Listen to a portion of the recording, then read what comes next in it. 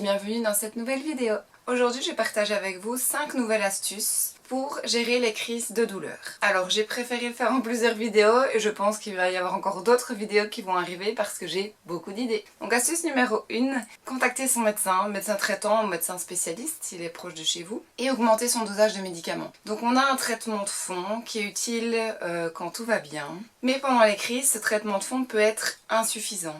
Et donc, on doit parfois augmenter ce dosage. Attention, je l'ai déjà dit mais je le redis, ne jamais le faire seul. Notre traitement en tant que douloureux chronique nous fait que nous sommes plus fragiles, plus sensibles aux dépendances, aux antidouleurs, aux décontracturants, aux benzodiazépines. Donc vraiment faites attention, n'augmentez jamais votre dosage vous-même, contactez votre médecin et prenez la décision ensemble. Donc là par exemple je sors d'une crise horrible. Je sors vraiment d'une crise qui a été très longue, qui a été très douloureuse et donc j'ai dû contacter le médecin plusieurs fois, à plusieurs reprises. On a dû discuter, échanger beaucoup ensemble et donc j'ai commencé par faire une cure d'anti-inflammatoire. On change la molécule régulièrement parce que le corps s'accoutume. Et donc c'est elle qui me dit combien de prises, combien de temps. Je peux proposer des choses, on en discute, mais c'est toujours elle qui prend la décision finale et ce n'est jamais moi. Alors malheureusement, au bout de 4-5 jours, ça aidait. Mais c'était pas suffisant. Donc je l'ai recontacté, on a rediscuté ensemble et j'ai dû ajouter une cure de décontracturants. Donc moi j'y ai droit normalement à quelques décontracturants par semaine et donc là on a fait sur de plus long terme. Donc deux cures en fait. J'ai eu 2 cures simultanées pour essayer d'aider cette crise et ça m'a beaucoup aidé. La crise a été beaucoup plus supportable et je pense que je serais toujours en crise en fait si je n'avais pas passé cette étape qui n'est pas très agréable, mais si je n'avais pas passé cette étape d'augmenter mon dosage temporairement. Si le dosage prescrit n'est pas suffisant ou n'est pas bon, ne restez pas seul. Ne vous dites pas ah bah zut, de toute façon on sait rien faire d'autre. Ah bah zut, je suis coincée. Non, vraiment contactez votre médecin, parlez-en, ne serait-ce que d'avoir une écoute attentive, ça fait du bien. Et vous n'êtes pas médecin. Donc elle va peut-être avoir des pistes, des idées que vous n'avez pas. En plus quand on est dans la douleur, on a tendance à ne pas voir les outils qui sont autour de nous. Donc vraiment, même si vous y êtes déjà allé, même si vous avez peur de déranger, mais c'est pas un dérangement en fait, c'est votre droit en tant que patient qui est en souffrance de demander de l'aide. Et donc je le redis une dernière fois, je sais que je vais être insistante, mais vraiment ne prenez pas de décision vous-même.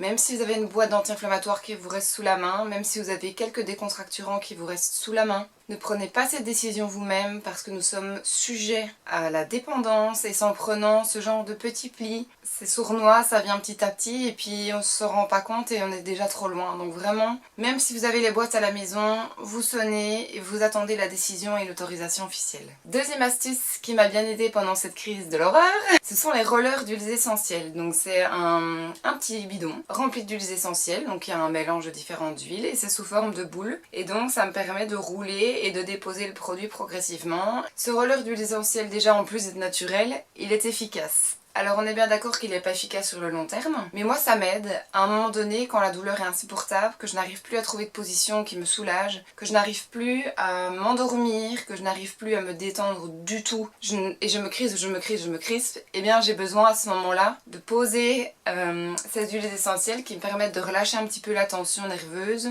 qui me permettent parfois juste de m'endormir en fait. Alors je vous conseille pas mon roller spécifiquement parce qu'en fait il y a des huiles essentielles, déjà il y a plusieurs marques, on peut avoir des allergies d'huiles essentielles, c'est pas parce que c'est sans ordonnance et que c'est naturel que ça peut éventuellement ne pas être dangereux. Donc je veux vraiment que vous alliez vers votre pharmacien. Et en plus, les rollers peuvent être adaptés pour l'arthrose, pour les articulations, pour les muscles, pour les douleurs chroniques, pour les tensions musculaires, pour les contractures, pour les inflammations. Donc il y a vraiment toute une gamme qui existe. Et donc il faut vraiment avoir une discussion avec votre pharmacien et qu'il puisse choisir le meilleur produit pour vous, pour votre corps, pour votre pathologie. Il faut vraiment poser toutes les questions dont vous avez besoin et vérifier bien le dosage. On se dit huiles essentielles, c'est naturel, je fais ce que je veux. Eh bien non. Si je mets trop d'huiles essentielles, je peux à un moment donné intoxiquer mon corps, donc il faut faire très attention. Il y a des indications et il y a des contre-indications et il faut les suivre. Voilà, moi je suis pas médecin, je suis pas pharmacienne, donc je vais pas vous conseiller le mien qui me convient parce que je ne connais pas votre pathologie, je ne connais pas pas votre santé ni vos allergies. Mais il en existe dans toutes les pharmacies et parapharmacies, donc vraiment renseignez-vous. C'est pas miraculeux, mais moi ça m'aide à de nombreuses reprises. Et si ça me permet de trouver le sommeil en 5 minutes au lieu d'en 35 minutes,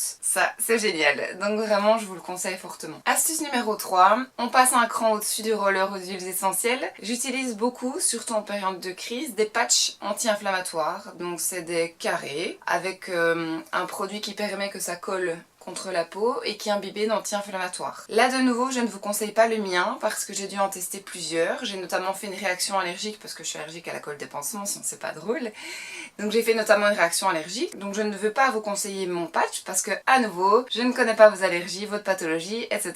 Je vais pas tout réexpliquer. Mais ne vous cantonnez pas en disant voilà j'en ai testé un, ça m'a pas aidé, ça a pas marché, en plus ma peau a réagi, c'est pas pour moi. Non, testez plusieurs choses, après voilà, demandez peut-être si vous avez de fortes allergies à un allergologue, ne prenez pas de décision hâtive seul et ça pourrait être dangereux pour vous. Parlez-en à nouveau avec votre pharmacien. Si vous êtes allergique à une famille d'anti-inflammatoires, il existe peut-être des patchs qui ne contiennent pas cette famille d'anti-inflammatoires, donc renseignez-vous. Et voilà, moi j'ai fait une réaction à la colle d'un des patchs et à d'autres patchs que je supporte, vraiment. Et alors ça m'aide à soulager localement et ça me permet de ne pas submerger mon système digestif d'anti-inflammatoires. Quand je suis en pleine crise, je suis souvent obligée de passer par les anti-inflammatoires par voie orale, mais ça me permet d'éviter certaines crises. Quand je suis en début de crise, ça me permet de désenflammer la zone et ça me permet d'apaiser et j'ai déjà pu éviter quelques crises en mettant des patchs. À nouveau faites attention, certains patchs ne peuvent pas être au soleil, certains patchs c'est 2 fois par jour maximum et c'est un patch sur la peau dans une zone maximum. Sinon vous risquez de nouveau une intoxication aux anti-inflammatoires si on a trop dans le sang. Par exemple, si vous prenez des anti-inflammatoires par voie orale, il est interdit d'ajouter un patch d'anti-inflammatoire, sinon vous allez vous intoxiquer, vous allez avoir un trop haut dosage d'anti-inflammatoire dans le corps. Je ne connais peut-être en plus pas toutes les interactions possibles et imaginables avec votre traitement, donc vraiment,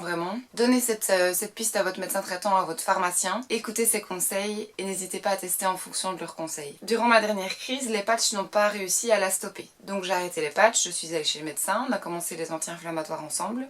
Et malgré la prise anti-inflammatoire, j'avais un moment systématique dans ma journée qui était creux, de midi à 14h, où là j'étais plus sous anti-inflammatoire, ou tout du moins l'anti-inflammatoire n'agissait plus. Et donc je me crispais, donc j'entretenais la douleur, donc l'anti-inflammatoire suivant avait beaucoup plus de mal à agir. Donc j'ai sonné, j'ai alerté, j'ai dit voilà, un anti-inflammatoire le matin, un anti-inflammatoire le soir, ça me soulage de tel moment à tel moment, j'ai un creux, j'ai besoin d'aide. Et donc pour la première fois, j'ai pu tester un gel qui contient un anti-inflammatoire, et donc là par contre c'est sur prescription médicale. Donc de nouveau il doit en exister plusieurs marques, plusieurs sortes. Attention, j'ai eu l'autorisation d'en prendre un, j'ai eu la prescription de savoir à quel moment pour ne pas m'intoxiquer puisque j'en prenais par voie orale. Et donc le fait de pouvoir en mettre localement, ça m'a permis de me soulager. C'était pas miraculeux, mais ça m'a aidé à tenir et ça a aidé les anti-inflammatoires que je prenais par voie orale à agir sur du plus long terme. À nouveau, le gel anti-inflammatoire.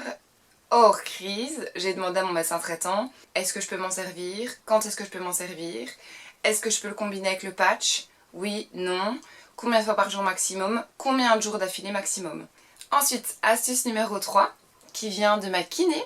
Donc là, à nouveau, ça dépend un petit peu de la localisation de vos douleurs. Moi, elles sont vraiment centrées ici au niveau des cervicales et des épaules. Elle m'a conseillé de dormir avec mon collier cervical. Alors, il faisait chaud.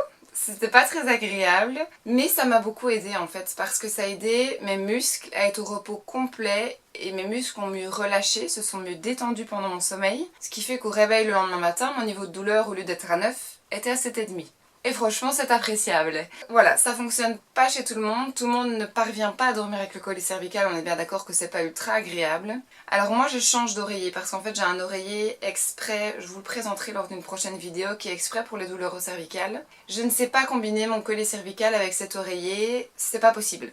La forme de mon collier cervical ne convient pas avec la forme de l'oreiller. Donc quand je mets le collier cervical, je prends un oreiller lambda qui n'a aucune particularité pour les douleurs et là ça me permet de dormir avec. Alors il y a certains médecins qui préfèrent que vous ne dormiez pas avec mais plutôt de passer 1 à 2 heures sur la journée avec. Il y a d'autres kinés qui estiment que c'est mieux en journée, d'autres qui aiment mieux le soir. Moi je pense que c'est intéressant de tester éventuellement une fois la nuit, quelques jours plus tard ou lors d'une prochaine crise d'essayer 1 heure la journée, de voir ce qui vous convient le mieux. Et de nouveau, n'hésitez pas à demander à votre kiné et à votre médecin si en fonction de votre pathologie, si c'est conseillé ou déconseillé. Et enfin, l'astuce numéro 5. Alors cette astuce-là, j'aurais bien aimé qu'on m'en parle beaucoup plus tôt. Au tout début de mon diagnostic, mes spécialistes n'étaient pas trop pour. Ils avaient même tendance à la déconseiller parce que c'était assez nouveau. Il n'y avait pas beaucoup de recherches, pas beaucoup de retours, pas beaucoup de papiers médicaux, de littérature médicale à ce sujet. Et après quelques années, ils ont dit finalement tester. La fameuse technique dont je voulais vous parler, c'est une technique médicale qui s'appelle la mésothérapie. Donc en quoi ça consiste? En fait, c'est un traitement local d'injection d'une substance médicamenteuse. Donc je précise bien, c'est un médicament que l'on injecte. C'est pour ça que ça doit être réalisé absolument par un médecin qui a été formé en mésothérapie. N'importe quel médecin ne peut pas décider du jour au lendemain de faire de la mésothérapie. Il y a une formation pour, exprès, c'est une spécialisation. Et donc avec des courtes aiguilles, en fait, ils vont faire plusieurs injections. Je vais pas vous mentir, pour ceux qui sont phobiques des injections, on est quand même sur plusieurs dizaines d'injections. Et donc en fait, ce traitement local va permettre de réduire une inflammation locale. Moi, je l'ai découvert en 2016 et à ce jour, j'ai dû faire 3 fois de la mésothérapie. Et les 3 fois, ça m'a été utile. Le nombre de séances de mésothérapie, pour qu'elles soient efficaces, dépend de chaque personne.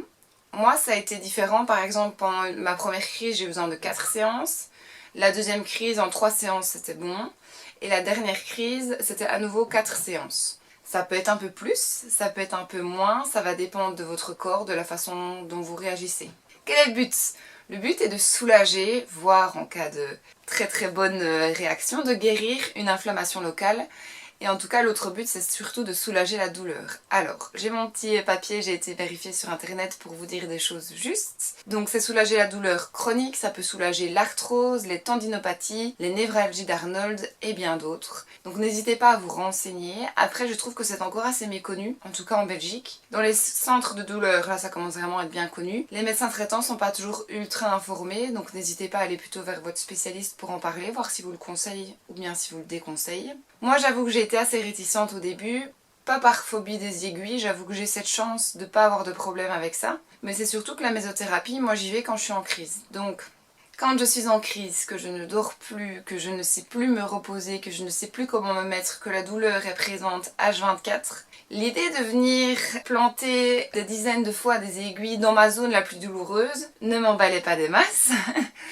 Après, j'ai quand même fait l'effort parce que ça a vraiment été un effort pour moi mental à ce moment-là de passer le cap et ça m'a beaucoup aidé. Il faut savoir que pendant plusieurs années, en fait, l'inflammation était tellement constante que j'avais une différence de niveau au niveau de mes épaules. Mon épaule gauche en fait était gonflée en continu et elle était du coup plus du tout à la même hauteur que mon épaule de droite. Donc j'achetais des vêtements pour le cacher, je mettais des colliers pour le cacher, donc ça devenait vraiment un complexe chez moi et la source de douleur allait avec. Et grâce à la mésothérapie, ça n'a pas marché la première fois. La première fois la douleur a été soulagée mais j'ai pas eu de changement physique. La deuxième fois la douleur a été extrêmement bien soulagée, pas de changement physique. Et la troisième fois, donc la toute dernière fois que j'ai fait mes 4 séances de mésothérapie, mon épaule a dégonflé et depuis elle regonfle en crise et elle dégonfle hors crise. Je n'ai pas besoin de repasser par la mésothérapie pour la dégonfler, mais malgré tous les médicaments que j'ai pu prendre, tous les décontracturants, les anti-inflammatoires, mes séances de kiné répétition, il n'y a rien qui dégonflait cette épaule.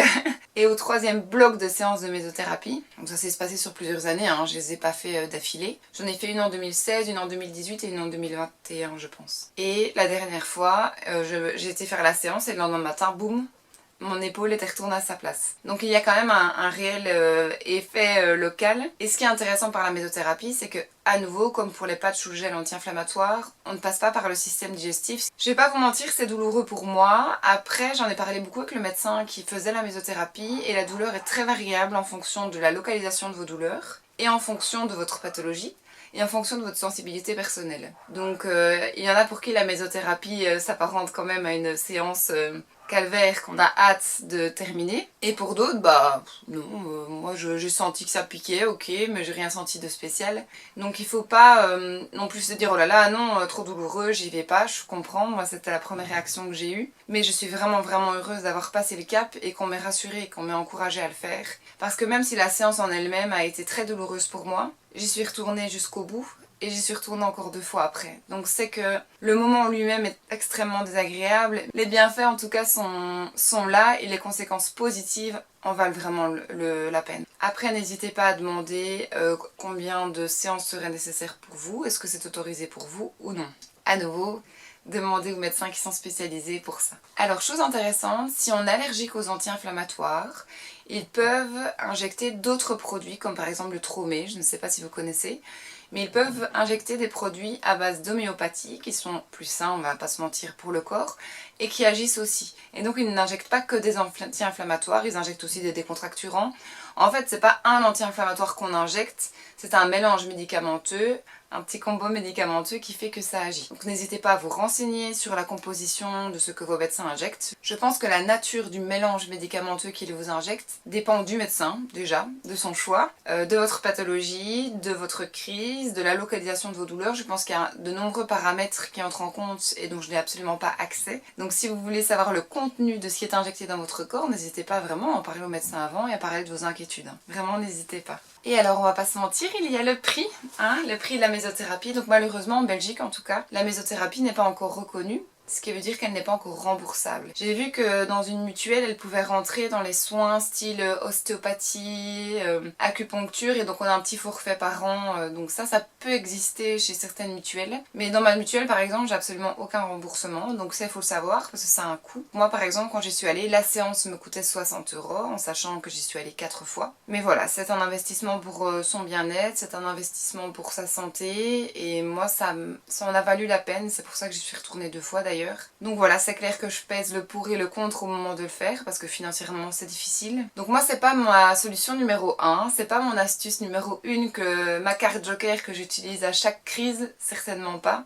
J'utilise toutes les méthodes douces d'abord, ensuite j'utilise l'augmentation des médicaments. Donc la mésothérapie, moi c'est vraiment ma carte de secours en fait. Quand j'ai tout essayé, qu'il n'y a rien qui fonctionne, que ma crise perdure dans le temps, que j'ai plus de solution, alors je prends rendez-vous. Alors il n'y a pas énormément de spécialisés, mais moi j'habite dans un coin quand même bien reculé, j'ai réussi à en trouver un, donc renseignez-vous quand même, ça commence à être connu. Et voilà, ce sera tout pour les 5 astuces de cette vidéo. Donc je pense que d'ici 2 semaines je vais changer de sujet, et puis il y a une autre vidéo de trucs et astuces qui reviendront parce que j'en ai toute une liste. Mais je voulais pas attendre trop pour vous parler de la mésothérapie parce que si vous êtes en crise, que vous avez testé toutes vos options, et que vous n'en pouvez plus, eh bien je me dis que ça peut être intéressant de vous le partager maintenant et de ne pas attendre. Je ne fais pas dans l'ordre de mes solutions, dans quel ordre est-ce que je les utilise, je vous donne vraiment à piocher et à vous de tester.